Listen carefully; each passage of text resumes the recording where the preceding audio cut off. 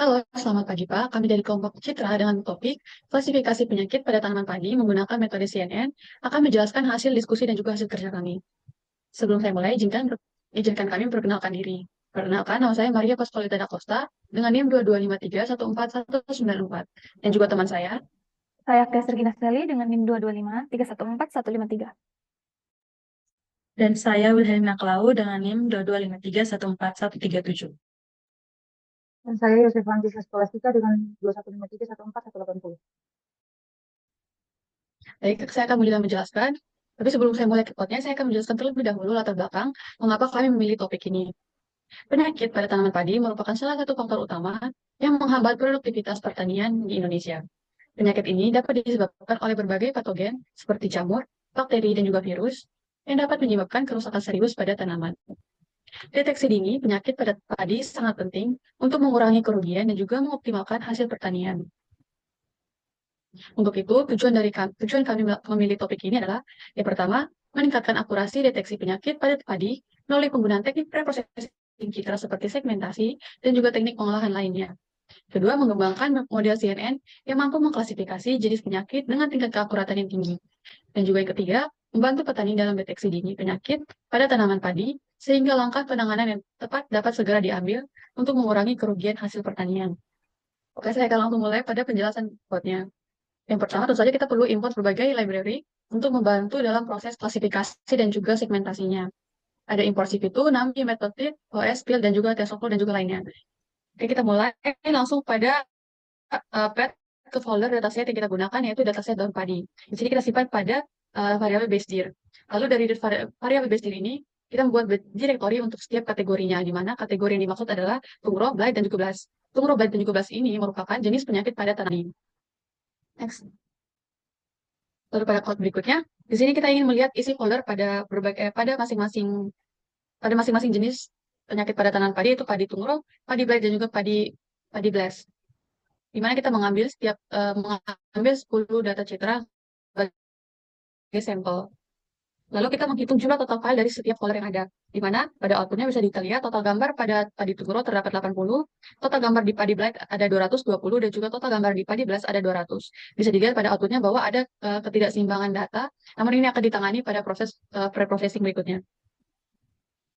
Lalu yang berikutnya kita ingin menampilkan atau memvisualisasikan gambar di mana kita mengambil 4 dari setiap jenis padi, mengambil 4 sampel yang disimpan pada variabel all image. Lalu berikutnya kita membuat grid dengan ukuran 4 kolom dan 4 baris untuk menampilkan setiap gambar dan juga mengatur posisi gambarnya. Dapat dilihat pada outputnya, ini hasil output dari setiap jenis tanaman padi. Yang berikut kita akan masuk pada preprocessing yang akan dijelaskan oleh teman saya.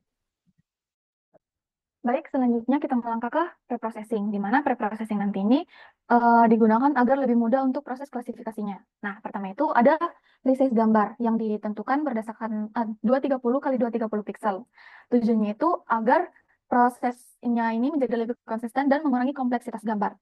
Selanjutnya itu kita menentukan fungsi untuk menghitung fitur GLCM. Tapi sebelum itu di sini ada beberapa fitur untuk menghitung GLCM, yaitu ada kontras, dissimilarity, homogeneity, energi, dan korelasi.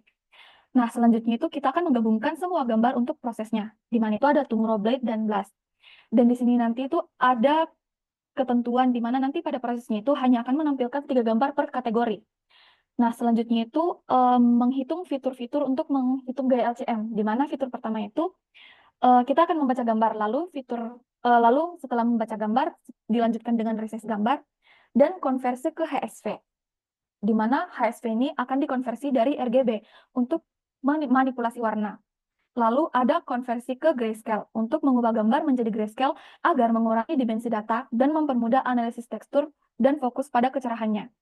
Lalu kami menggunakan thresholding Otsu, di mana metode ini nantinya akan membagi gambar menjadi area foreground atau objek dan background berdasarkan nilai pixelnya. Metode ini akan membuat gambar lebih mudah diproses pada proses segmentasi. Lalu ada inversi biner. Nah, inversi biner ini gunanya untuk membalik warna, jika saja gambarnya itu lebih gelap dari latar belakangnya. Lalu ada segmentasi dengan kontur untuk menentukan area tersegmentasi dari gambar biner. Tujuannya itu untuk mengekstraksi objek utama dari gambar. Lalu kita menentukan ROI berdasarkan kontur terbesarnya, di mana ROI ini nantinya menentukan area spesifik dari gambar yang relevan untuk analisis. Nah, ROI ini berguna untuk menghindari noise dari area latar belakang dan fokus pada area penting yang mencerminkan karakteristik. Nah, dari fitur-fitur di atas itu kita akan menghitung nilai GLCM-nya dengan tujuan GLCM ini menghitung fitur ekstraksi dari ROI menggunakan Gray Level Occurrence Matrix dengan fitur-fitur contrast, dissimilarity, homogeneity, energi, dan korelasi yang sudah ada di atas. Nah, selanjutnya itu perhitungan di atas akan divisualisasikan. Visualisasinya nanti itu ada gambar asli, gambar HSV, gambar grayscale, gambar thresholding, gambar hasil segmentasi, dan ROI-nya. Nah, proses tersebut di atas itu akan dilanjutkan dengan semua gambar yang ada pada eh, jenis penyakit padi, namun tidak ditampilkan pada hasil.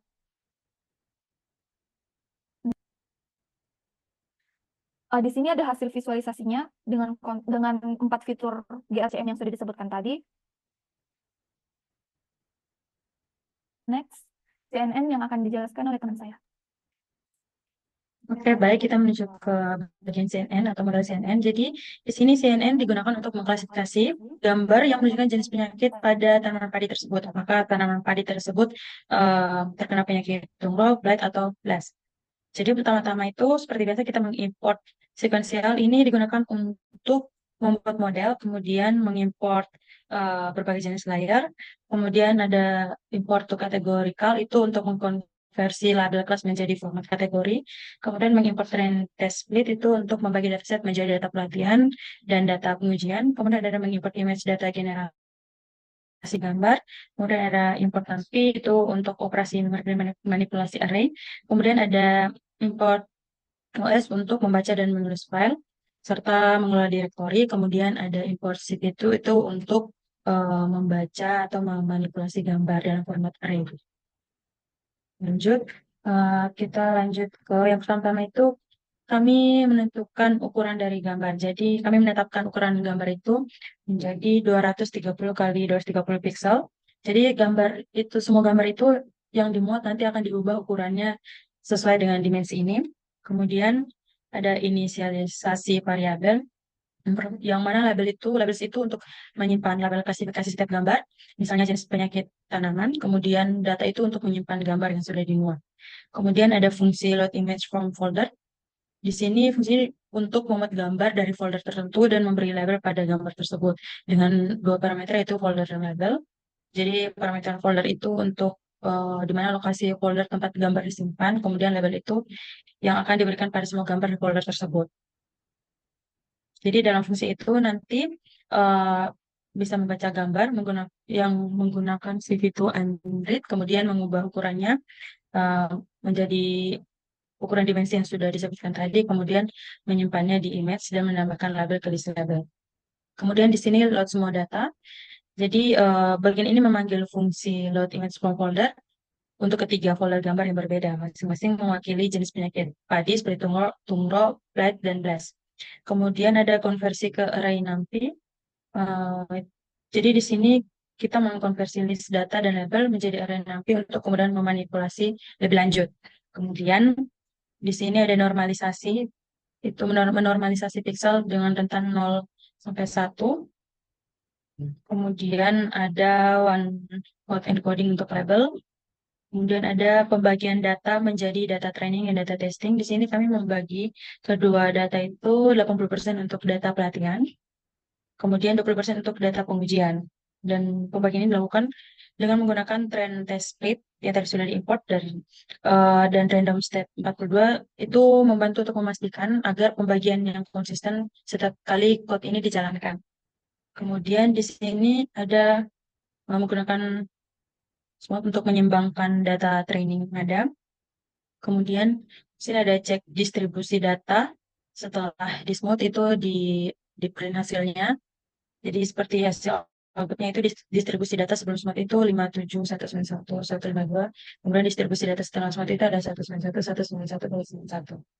Kemudian kita menuju ke generator untuk augmentasi data. Jadi code ini berfungsi untuk membuat dan mengkonfigurasi generator data untuk augmentasi gambar. Kemudian ada model CNN-nya itu. Jadi di sini code ini berguna untuk membangun sebuah model CNN yang digunakan untuk mengklasifikasi gambar. Nah, kemudian ada layernya itu ada layer konvolusi dan layer polling. Kemudian ada ringkasan modelnya itu untuk menampilkan ringkasan dari model tersebut. Lanjut. Nah, ini outputnya. Lanjut. Kemudian ada kompilasi model, yang mana code ini untuk mengompilasi model CNN yang telah dibangun sebelumnya. Itu menggunakan algoritma Adam dari optimizer. Kemudian ada loss function, di mana itu untuk mengukur seberapa baik model dalam membuat prediksi selama pelatihan. Kemudian ada matrix itu untuk mengevaluasi kinerja model selama pelatihan dan evaluasi. Jadi di situ ada akurasi yang digunakan untuk mengukur representasi prediksi yang benar dari total prediksi. Kemudian lanjut ke melatih model. Di sini menggunakan pelatihan model ini menggunakan model CNN yang telah dibangun dengan menggunakan data pelatihan yang telah diaugmentasi. Kemudian lanjut, eh, itu di sini kami menggunakan Epoch 25 dan hasilnya seperti ini. Kemudian ada evaluasi model. Di situ kami mendapatkan nilai akurasi sebesar 94%. Kemudian yang terakhir itu ada simpan model. Jadi model yang sudah kami dapat itu akan disimpan ke dalam sebuah folder bernama model klasifikasi penyakit padi. Selanjutnya akan dijelaskan oleh teman saya mengenai GUI yang telah kami buat. Selanjutnya kita masuk pada GUI-nya. Sama seperti sebelumnya, kami akan menggunakan beberapa library, di mana itu ada CV2, NumPy, TensorFlow, Skimage, dan ada satu lagi library baru itu Streamlit yang digunakan untuk GUI-nya. Seperti pada penjelasan sebelumnya, kami akan melakukan perhitungan fitur GLCM, dan lalu dilanjutkan dengan fungsi utama aplikasi, yaitu menampilkan preprocessing dari gambar yang akan diinput oleh user dan probabilitas penyakit apa dari gambar tersebut, apakah tungro, blight, atau blast. Sama seperti sebelumnya, dilakukan preprocessing pada gambar dengan mengubah ukuran gambar, lalu konversi ke HSV dan grayscale, melakukan thresholding otsu, segmentasi dan deteksi kontur, lalu dilanjutkan dengan region of interest, lalu dan terakhir menghitung fitur GLCM. Kemudian untuk menentukan probabilitas penyakit pada tanaman padi atau dari citra tersebut, kami menggunakan CNN, di mana modelnya itu kita menggunakan model yang sudah dilatih seperti pada penjelasan sebelumnya, di mana dilakukan normalisasi, kemudian prediksi menggunakan model CNN, lalu hasil tersebut akan ditampilkan pada GUI-nya. Nah, jadi dalam GUI itu yang akan ditampilkan gambar asli yang akan diinput langsung oleh usernya, lalu hasil preprocessing, fitur GLCM, dan juga hasil prediksi. Nah, kita masuk untuk menampilkan GUI-nya, kita akan membuka command prompt folder Python ini, GUI-nya.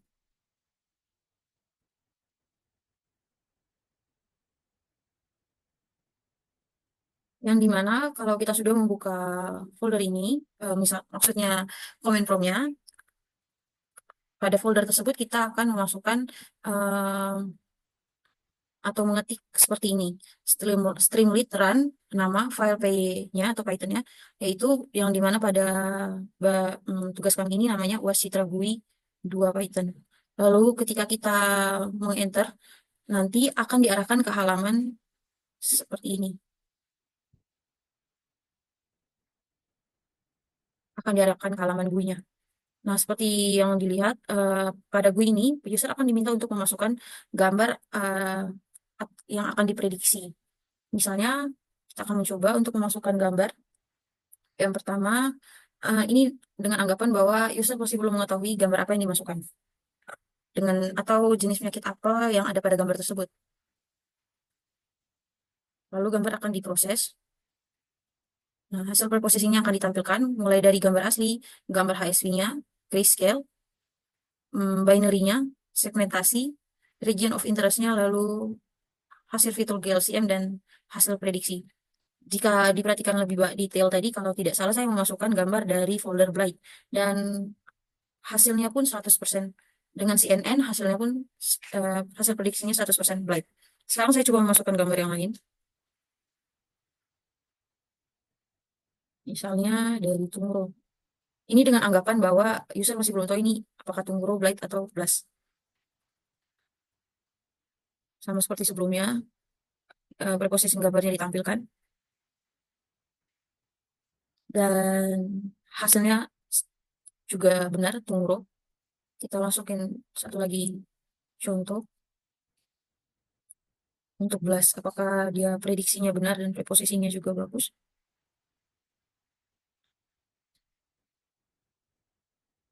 Setelah gambar berhasil diproses dan hasil prediksinya juga benar, adalah Blast. Jadi dapat disimpulkan bahwa codingan yang sudah kami lakukan cukup benar, namun perlu dilakukan pelatihan lebih lanjut untuk prediksinya karena masih belum hasil prediksi atau probabilitasnya itu belum 100%. Hasilnya belum 100%, jadi perlu dilakukan pelatihan lagi pada CNN-nya. Sekian presentasi dari kelompok kami. Jika ada yang salah atau ada yang kurang, kami mohon maaf. Terima kasih.